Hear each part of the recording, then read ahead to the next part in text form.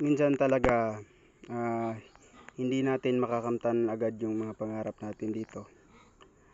Kaya tsaga lang mga idol. Tsaga lang tayo dito sa pagbablog.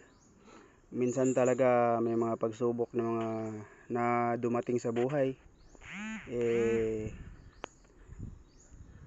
Hindi tayo makapag-upload ng madalas kasi gawa ng wala tayong pera pang load. Ayun mga ka-idol, na hihintay na lang tayo kapag makasahod sa trabaho natin bago tayo makapag-load ulit.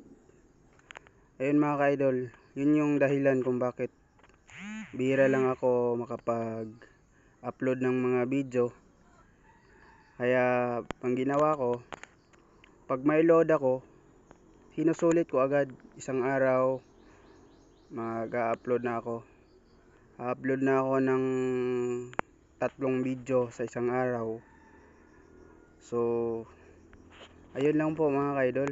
Maraming salamat po sa mga nanonood sa akin, and God bless you po always, and be safe.